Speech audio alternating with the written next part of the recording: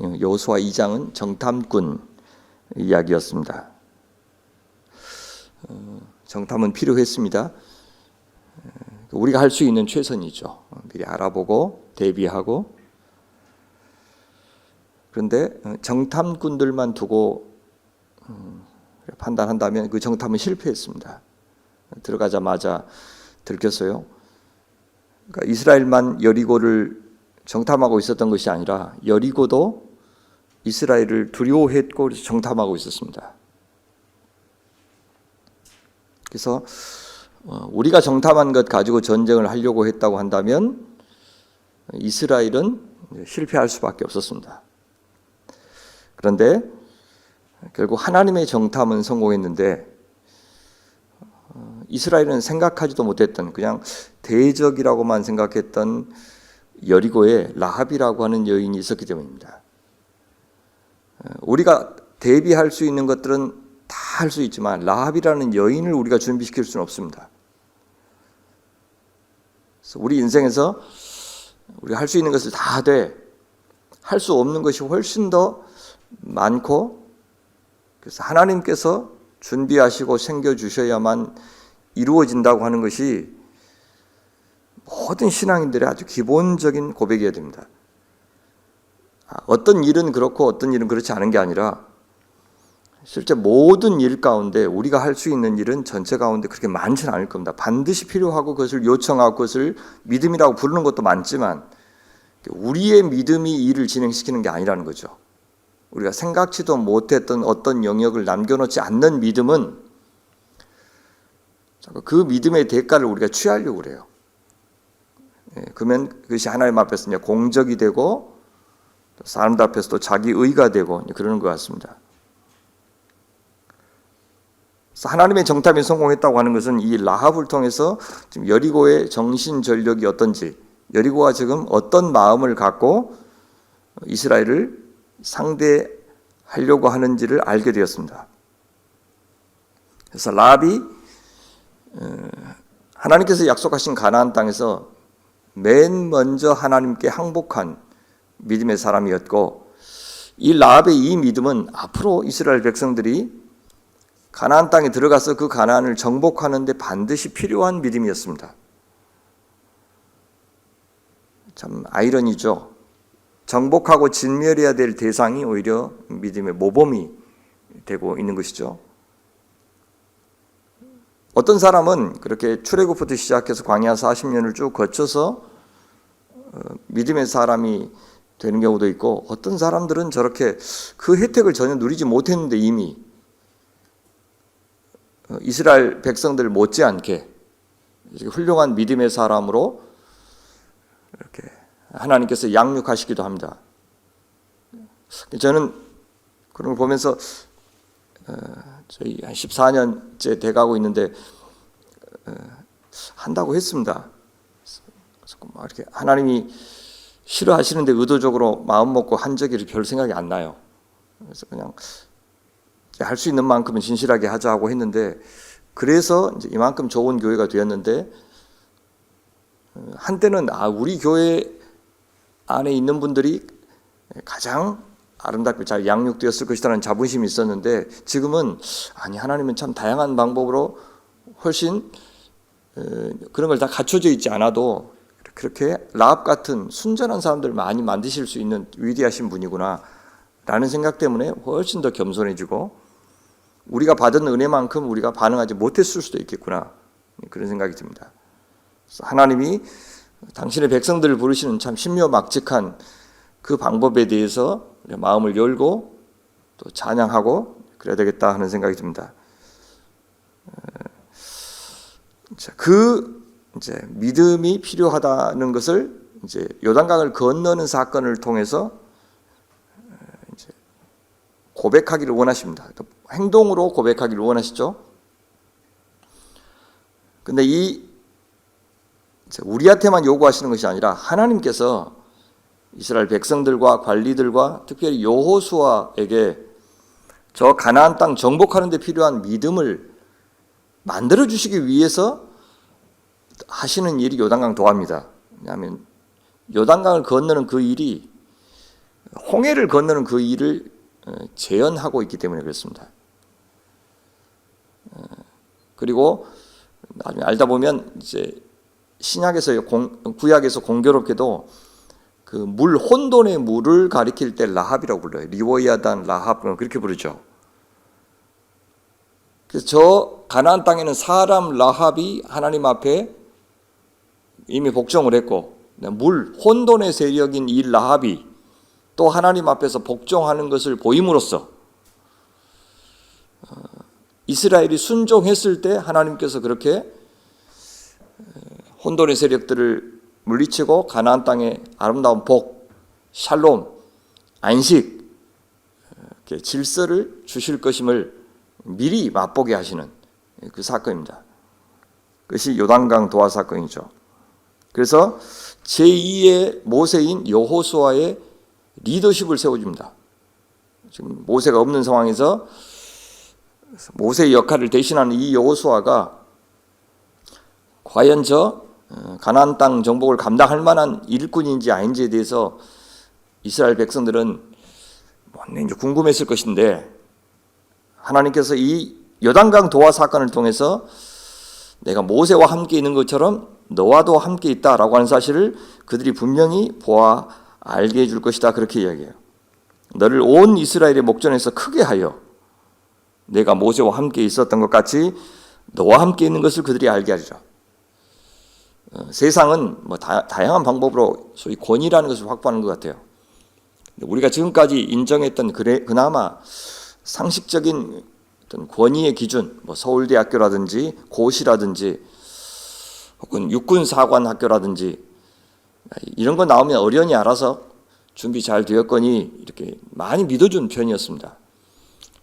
이번에 사실 코로나를 겪으면서 의학이라고 하는 것이 이렇게 한계가 있구나라는 것을 알았다면 또 국가 시스템이 이렇게 작동하지 않는 나라들이 이렇게 많구나라고 하는 것을 알았듯이 이번에 12.3 내란을 통해서 이걸 주도했던 사람들이 소위 그런 학교 출신들, 그런 훈련을 받았던 사람들인 것을 보면 저것이 권위를 보장하지는 못하구나라고 하는 것을 뼈저리게 이제 느꼈을 것입니다. 특히 예수 믿는 우리들에게 참다운 권위는 저분이 하나님과 동행하시는구나. 아니 하나님이 저분과 함께 동행하시는구나. 그 뒤에 하나님이 계셔서 일하시는구나 라고 하는 것이 증명되었을 때 그때 권위가 확보되는 겁니다. 이 교회도 마찬가지죠. 그래서 이 교회가 사람들이 의기투합해서 하는 일이 많아지는 것보다 저 사람들로는 도저히 할 수가 없는데 어떻게 저 교회는 저런 일이 가능하지? 그들이 믿는 하나님이 뒤에 계시는구나. 그래서 하나님을 잘 드러내 보이는 그런 교회를 하나님께서 그 시대에 들어 쓰실 것 같다는 생각이 듭니다. 그래서 이 요단강 도하를 통해서 그들이 드러내야 되는 것은 그 위대하신 출애굽의 하나님, 또 광야의 하나님, 아니 그 이전에 언약의 하나님, 그 오랜 세월 동안에 있다 사라지는 신이 아니고 역사의 하나님, 그래서 매 역사마다 살아서 친히 당신의 이야기를 만들어 가시는 그 하나님을 드러내는 것이 이스라엘의 역할이었습니다.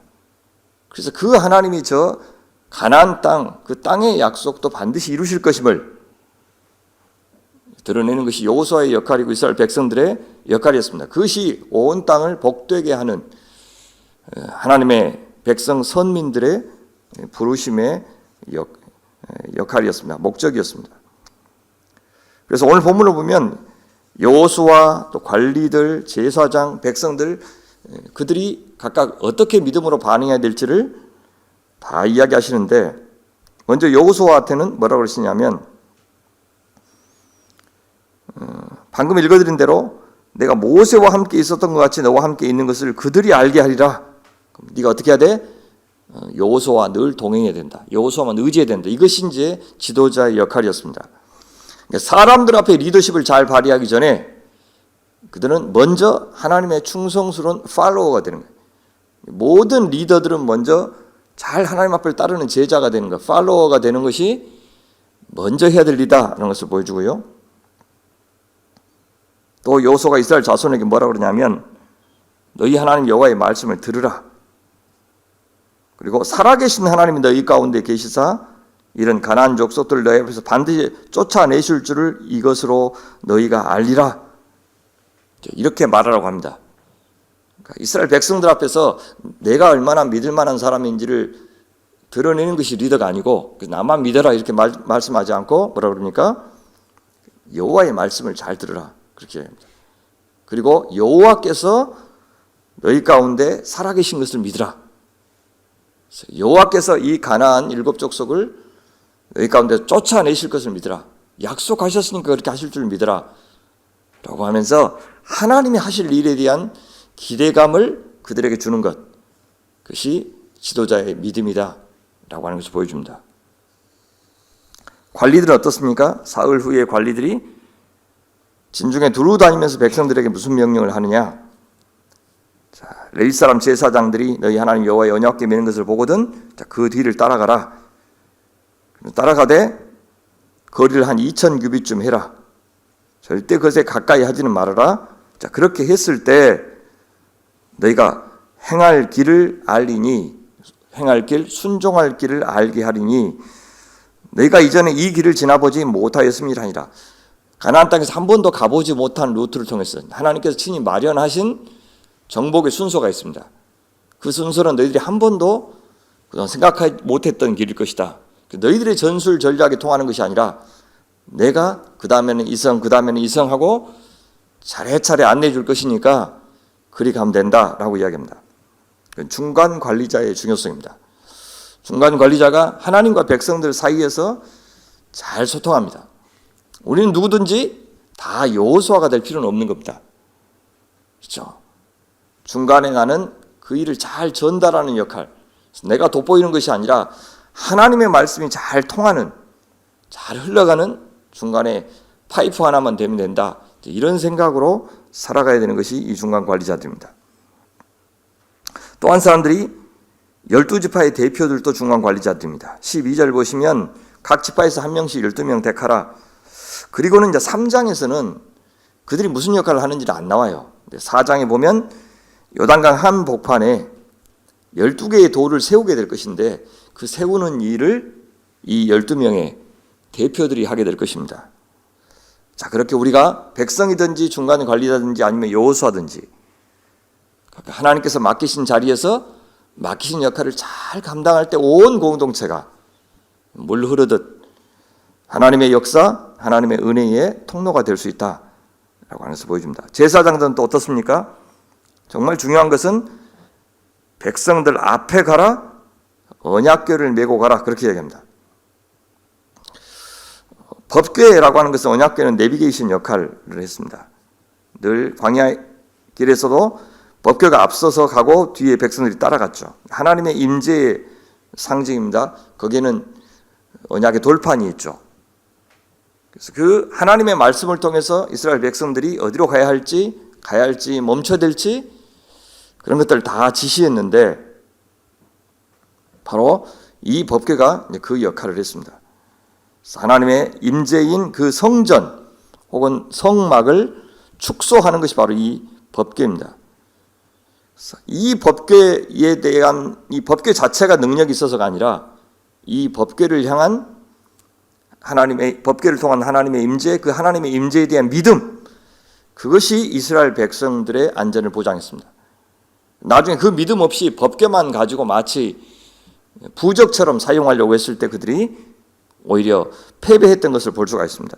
그래서 요 제사장들은 먼저 법궤를 메고 가라는 것은 본인들이 먼저 제일 앞장서서 믿음의 본을 보여라 그 말입니다. 하나님의 말씀을 의지하라 이제 그 말이죠. 그래서 우리가 더 필요합니다. 우리가 왕 같은 제사장이다. 그렇게 하나님께서 우리를 이 시대에 불러주셨는데 그는 죄인들과 하나님 사이를 연결하는 역할입니다. 목회자도 이제 그 역할을 하지만 모든 성도들을 또한 그 제사장으로 부르셨는데 가장 핵심이 뭡니까? 우리가 언약궤를 메고 사는 겁니다.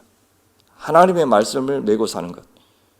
그리고 세상 사람들에게 이렇게 사는 것이 옳습니다 라고 말하기보다도 먼저 그렇게 살아서 하나님의 임재를 드러내는 역할.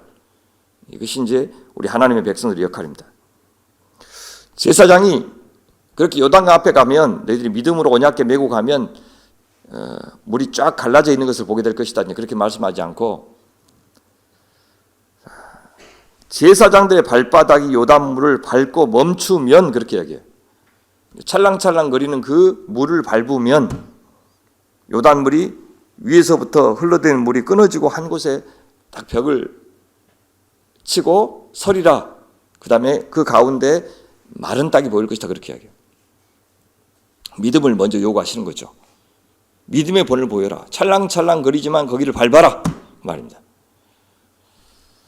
오늘 우리에게도 올 한 해 제사장으로서 믿음이 필요 없을 만큼 앞길을 환히 열어주시는, 미리 다 열어주신 그 하나님, 그것이 형통의 의미가 아니고 믿음의 백성들에게 그 다음 길을 보이시고 하는 게 형통입니다. 그래서 앞길이 환히 열려서 두수, 세수, 네수 앞이 이미 내다 보이는 삶을, 보장받는 삶을 우리가 요구하기보다도 하나님 하나 보여주시면 또 믿음으로 가겠습니다. 또 믿음을 요구하시면 제가 모험으로 제 자신을 하나님 앞에 드리겠습니다. 그럼 그분이 여시면 또 그만큼 또 가고, 또 믿음을 요구하시면 또 그만큼 가고, 그렇게 하겠습니다. 그래서 올 한 해 우리 앞에 닥칠 어떤 장애물들 우리가 먼저 밟는 것이 필요하다. 그렇고 해서 나오는 땅을 그냥 땅이라고 부르지 않고 에레츠라고 표현하지 않고 드라이랜드라고 표현해요. 마른 땅이라고 표현해요. 이 두 단어는 다른 단어입니다. 마른 땅이라고 했을 때는 항상 이 혼돈의 물이 극복되었을 때만 써요. 홍해 지날 때도 마른 땅이라는 표현이 나오고, 40일 홍수 있죠. 홍수 물이 다 하나님께서 다 걷어내시고 나온 땅을 또 마른 땅이라고 불러요. 그렇게 이 마른 땅이라는 단어는 하나님께서 친히 혼돈의 세력을 이기고 허락하신 질서를 가리킬 때만 씁니다. 그래서 믿음의 걸음을 걸었을 때 우리가 맛보는 땅이 마른 땅이에요. 그래서 그 마른 땅의 축복이 올 한 해 사랑하는 성도들과 저희 교회, 저희 나라에 임하기를 간절히 바랍니다. 제사장들의 순종이 얼마나 사실 의미가 있는지 보면요, 지도자가 본을 보이시는데 백성들 앞에 언약궤를 메고 나가죠. 그리고 요단 물을 밟으려고 하는데 그때가 언제라고 이야기해 주냐면 요단이 곡식 거두는 시기에는 항상 언덕에 넘친다, 그렇게 이야기하죠. 음력 1월 초, 그러니까 우리로 하면 늦은 비가 내리는 시기입니다. 추수할 때쯤에 내리는 비를 늦은 비라 그래요. 그다음에 씨앗을 뿌릴 때 내리는 비를 이른 비라 그럽니다. 늦은 비 내릴 때 3, 4월, 봄철의 우기, 요단강 물이 범람할 때, 범람하는 그 물을 밟으라, 그렇게 요구하고 있습니다. 근데 그렇게 했습니다. 그래서 우리가 이만하면 내가 감당하겠다 라고 하는 게 아니라 늘 믿음이 있어야만 감당할 만큼의 시험이 우리에게 필요하니까 그때 하나님 주신 겁니다. 그리고 마른 땅이 딱 열리면 제사장들이 하는 일이 뭐냐면 홍해 한가운데 딱 섭니다. 그리고는 가운데 서 있고 백성들이 지나가죠. 그렇게 제사장들이 앞서가는 모범을 보이면 그 홍해를 요단강을 건너는 그 기간 동안에는 어떻게 합니까? 이스라엘 백성들이 거기로 쭉 제사장들 지나쳐서 끝까지 갑니다. 때로는 리더들이 앞서가기도 하고, 때로는 성도들이 리더들 앞에 쭉 지나가기도 하고, 그렇게 하는 것이죠. 그래서 요단강을 지나는 동안에는 그 요단강 한가운데 서서 물이 서 있도록 그렇게 만들어주는 역할을 제사장들이 감당하라고 했습니다. 그래서 마른 땅에 굳게 서라, 그렇게 이야기합니다. 자, 마지막으로 백성들의 믿음을 보시면 백성들에게 명령하여 제사장이 언약궤 메고 가는 것을 보면 그 뒤를 따르라, 그렇게 얘기합니다. 그래서 우리 백성들도 하나님의 말씀이 앞서가는 그 길을 따라서 한 걸음 한 걸음 가게 하고, 중요한 게 뭐냐면 그러나 언약궤에서 한 2000규빗쯤은 떨어져서 가라. 그래서 가까이 하지는 말라. 이것이요, 아까 이야기했던 하나님은 우리에게 초월의 대상이면서 동시에 내재의 대상입니다. 임마누엘이 하나님이면서 동시에 우리가 감히 감당하지 못한 하나님이시죠. 그래서 우리 두 가지 긴장을 잘 이해해야 됩니다. 늘 동행하시고 우리 가까이 계시는 그 하나님, 자칫 잘못하면 우리가 사용하고 부리고 이용할 수 있는 대상으로 전락해버립니다. 그것을 우상이라고 합니다. 우상에게 훨씬 더 익숙한 가나안 문화에서 하나님도 언제든지 통제 가능한 형태로 재현하고 싶은 그런 욕망들이 우리에게 항상 있을 것인데, 그런 욕망들 이기고 그럼 나중에 언약궤를 우리가 이용하게 되잖아요. 그렇죠? 언약궤만 우리가 갖고 있으면 승리한다라고 하는 자기들만의 공식을 만들어버릴 수 있는데 우리 그러지 말자는 거죠. 우리 개인의 일에서도 그렇고 교회 일에서도 그렇고 이렇게 하면 통하더라, 이렇게 하면 하나님이 역사하시더라 라고 하는 그 방법을 하나님보다 더 의지하고, 심지어 저라고 하는 이 존재 자체가 우상이 얼마든지 될 수 있습니다. 실제 숱한 교회들이 지금 인간 우상을 만들어서 마치 그 목사님이 이렇게 큰 교회 만든 것처럼 착각하고, 목사 본인도 착각하고 교인들도 착각하고, 어찌 눈에 보이는 사람 의지하는 게 나쁜 것이겠습니까? 또 의지하지 않으면 어떻게 공동체가 형성되겠어요? 의지하지만 그들을 항상 어때요? 하나님보다 더 의지하지 않는 대상으로 삼는 이 두 가지 긴장이 같이 있어야 돼요. 너무 인간 지도자를 아무것도 아닌 것처럼 그렇게 다루는 태도도 좋은 태도도 아니고, 저분 없으면 안 된다고 하는, 하나님보다 언약궤를 더 의지하듯이 하나님보다 눈에 있는 그 방법을 의지하고 인간적인 도구들을 더 의지하는 것도 늘 경계하고, 참 어렵죠. 그 둘 사이의 긴장 속에 살도록 요구하시기 위해서 2000규빗 정도 떨어져라, 의지하기는 하지만 떨어져라 라고 말씀하시는 그 하나님의 명령의 뜻을 좀 잘 생각하면서, 우리 인생에서 우리를 돕는 수많은 사람들이 있고 우리에게 통했던 방법들이 있지만 때로는 그것들을 좀 멀리 한 2000규빗쯤 놔두고, 하나님 당신께서 내게 더 의지할 만한 대상이 되어 주십시오. 늘 저를 좀 어느 정도는 막막한 사람이 되게 해주십시오. 내 인생이 좀 뿌옇게 좀 만들어 주십시오. 그래서 아무것도 안 보여도 하나님의 존재감만은 좀 선명하게 도드라져서, 주님 있으면 됐지 뭐, 주님 함께 동행하시니까 됐지, 그렇게 말할 수 있는, 그렇게 고백할 수 있는 사람 좀 되게 해주십시오. 그렇게 이야기해요. 기도하면 좋겠다는 생각이 듭니다. 두 번째, 그게 똑같은 건데요, 2000규빗쯤 떨어져라 라고 하는 말은 하나님의 하나님됨을 인정하는 뜻이죠. 그 다른 표현이 성결하게 하라, 그렇게 이야기하죠. 내가 성결하게 하라, 하나님 앞에서 하나님의 존재감을 인정하라, 그 말입니다. 그분의 거룩하심을 인정하라. 어떤 방법으로? 성결하는 방법으로 그렇게 이야기해요. 성결하라. 그러면 어떻게 해요?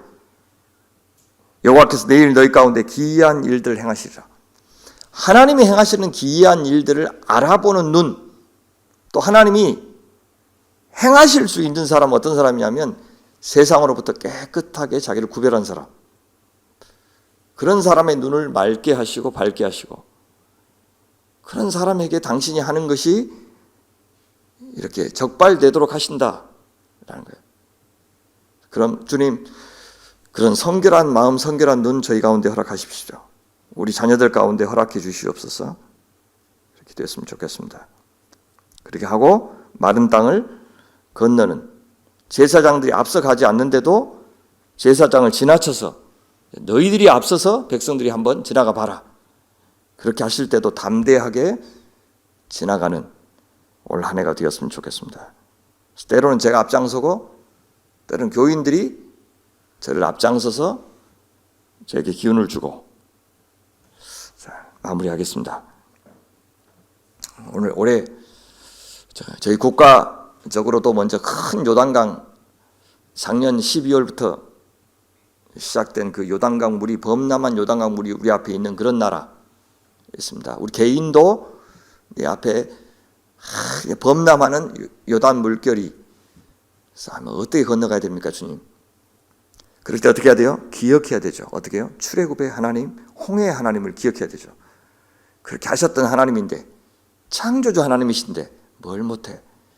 이 모든 혼돈을 이겨 질서를 만들어내시는 그 조화의 하나님이신데 내가 뭘 두려워해? 라고 하면서 그 하나님 의지하고 아무리 범람해도 그 물을 발로 밟는 믿음의 사람들 우리 되자고 오늘 아침에 그렇게 다짐하고 기도했으면 좋겠습니다. 또 하나님의 말씀을 늘 어깨에 메고 주님 앞서가시고 말씀하신 대로 걸어가는 제사장의 걸음 되게 해주십시오. 참된 권위는, 하나님의 증인의 참된 권위는, 또 지도자의 권위는 주님께서 같이 하시는 것을 보여주는 데 있다 라고 하는 것. 동시에 2000규빗 떨어져라 성결하라 이렇게 말씀하신 거 잘 기억하면서 절대 하나님은 우리에게 파악되고 장악될 수 있는 그런 분이 아니고 늘 그분께서 하실 일의 여지를 많이 남겨두고 늘 놀랄 준비를 하고 궁금해할 준비를 하고 그렇게 하는 하나님의 사람이 되게 해주십시오. 이처럼 하나님과 여호수아와 제사장과 관리들과 12지파 대표들과 백성들이 각각 자기 자리에서 자기 일에 충성할 때 너는 강하고 담대하라 하신 말씀, 그 말씀을 따라서 각각 자기 일을 했을 때 하나님은 하나님 되시고 또 이스라엘 백성들은 이스라엘 백성으로 하나님의 복을 누리는 언약 관계가 형성된 것 보시면서 이 아름다운 조화가 우리 공동체 안에, 우리 가정 안에, 또 우리 나라 안에 임하기를 간절히 소원하는 마음으로 기도하는 이 아침이 되었으면 좋겠습니다. 살아계신 하나님, 2025년 첫 새벽 대면 예배로 주님 앞에 올려드리게 하시니 감사합니다. 올 한 해 내내 주님께 신실하게 진심으로 예배하는 성도들 되게 하여 주시옵소서. 저희의 고백 하나하나마다, 우리의 찬미마다 신경을 곤두세워 들으시고 기뻐하시는 우리 하나님을 먼저 생각하게 하여 주옵소서. 요단물을 건너라고 하신 우리 하나님 의지하게 도와주십시오. 감당할 만하니 시험 주시고 감당할 만하니 사명 주시고 명령도 내리시는 줄 믿고 또 혈과 육으로는 하나님 나라 기업으로 받을 수 없다는 말씀도 기억하면서 이제 우리는 핏값 주고 사신 하나님의 소유이오니 살든지 죽든지 먹든지 마시든지 주님 위하여만 사는 인생들 되게 하여 주시옵소서. 이 나라의 민족 구보 살피사 악한 무리의 준동과 그에 호응하는 무지한 자들의 언행과 이런 것을 보고도 침묵으로 일관하는 교회의 죄악 하나님 똑똑히 보시고 그들이 깨닫도록 합당한 심판을 내려주시옵소서. 부디 이 땅을 고쳐주시옵소서. 그리하여 편안한 잠을 자게 하시고 젊은이들이 꿈을 꿀 수 있는 세상 되게 하여 주옵소서. 제주항공 참사 희생자 유가족들의 마음을 끝까지 만져주시고 그들의 무너진 삶이 회복될 때까지 주님 은총을 베풀어 주시옵소서. 내일 교사 헌신 예배로 주일 예배 하나님 앞에 올려드립니다. 세우신 일꾼들을 주님의 큰 사랑으로 품어주시고 하나님을 먼저 알고 경험하게 하셔서 그들의 간증이 학생들에게 가장 큰 메시지가 되게 하여 주시옵소서. 연약한 지체들을 위해서 기도합니다. 그들의 마음과 같아지기가 우린 너무 어렵지만 주님의 자비로우신 손길을 구합니다. 건강한 몸으로 주님을 예배하고 싶어합니다. 교회를 섬기고 싶어합니다. 하나님 그들의 소원에 응답하여 주시옵소서. 올 한 해 저희에게 허락하신 가나안 땅, 하나님의 기업이 무엇일지 알 수 없지만 그 땅에 이를 때까지 모든 과정에서 주님만 섬기고 주님만 사랑하고 주님만 믿고 의지하는 신앙인으로 부디 거듭나게 하여 주시옵소서. 하나님 광주서명교회 이 6층 8층 공간을 주실 때 저희가 여호수아서를 묵상했던 기억이 납니다. 주님, 제가 새로운 공간을 위해서 기도하고 있습니다. 그러나 주님이 보여주신 길로만 갈 것을 약속합니다. 그러니 주님, 저희가 부디 한 마음으로 주님 하실 일을 잘 알아보고 따를 만큼 성결한 하나님의 신부가 되게 하여 주시옵소서. 이 하루도 주님 손에 올려드리며 우리 구주 예수님의 이름으로 기도하옵나이다. 아멘.